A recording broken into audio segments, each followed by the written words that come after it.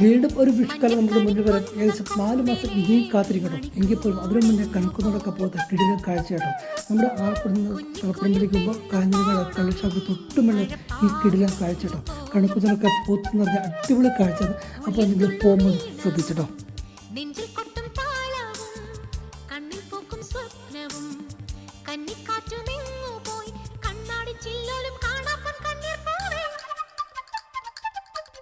മഞ്ഞക്കണിക്കൊന്ന കൊമ്പിലെ മണിക്കൂർ